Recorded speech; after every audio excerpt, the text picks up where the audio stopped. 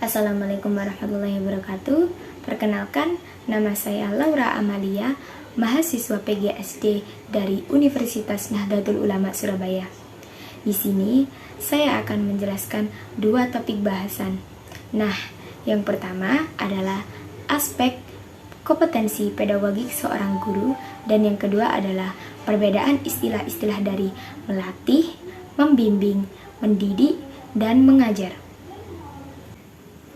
Nah, yang pertama yang akan kita bahas adalah aspek kompetensi pedagogik seorang guru. Di sini saya akan menjelaskan 7 aspek kompetensi pedagogik seorang guru. Yang pertama adalah mengenal karakteristik peserta didik. Yang kedua, menguasai teori belajar dan prinsip-prinsip pembelajaran. Yang ketiga, pengembangan kurikulum.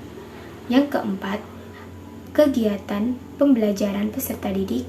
Nah, yang kelima adalah pengembangan potensi peserta didik. Yang keenam, komunikasi dengan peserta didik. Yang ketujuh adalah penilaian dan evaluasi.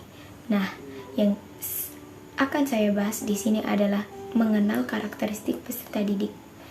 Nah, sangat penting bagi seorang guru untuk memahami dan mengenal karakteristik peserta didik agar proses belajar mengajar di kelas dapat berjalan dengan baik dan maksimal. Lalu, bagaimana cara kita sebagai seorang guru untuk mengenal dan memahami karakteristik peserta didik? Yaitu dengan mengamatinya di sekolah atau di lingkungan kita. Lalu, bagaimana cara mengenal karakteristik peserta didik? Nah, kita bisa mengamati dia ketika di lingkungan sekolah.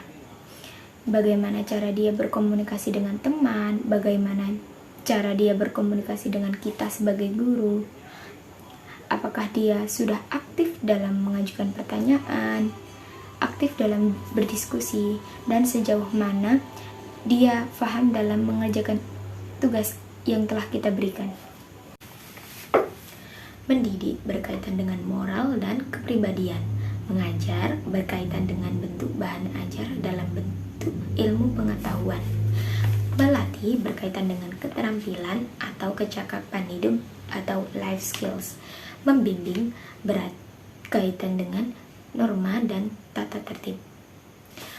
Mendidik berarti memelihara dan memberi latihan berupa ajaran, tuntunan, dan pimpinan berupa akhlak dan kecerdasan.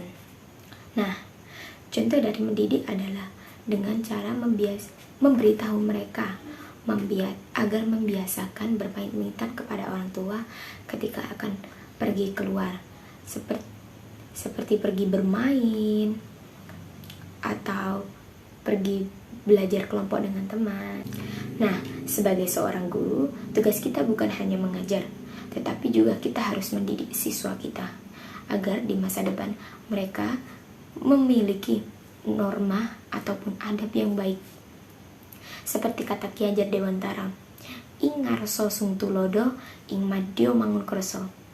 Nah, ingarso sung tulodo di sini berarti kita sebagai seorang guru atau seorang pemimpin harus menjadi suri tauladan yang baik bagi siswa kita, memberikan contoh yang baik bagi siswa kita. Ing madya mangun karso. Di tengah-tengah kesibukan kita sebagai seorang guru, kita harus membangkitkan atau menggugah semangat belajar mereka. Agar tetap semangat belajar. Tutwuri Handayani. Kita sebagai seorang guru harus memberikan dorongan moral dan semangat belajar. Mungkin itu saja dari saya. Apabila ada kata-kata yang salah, mohon dimaafkan.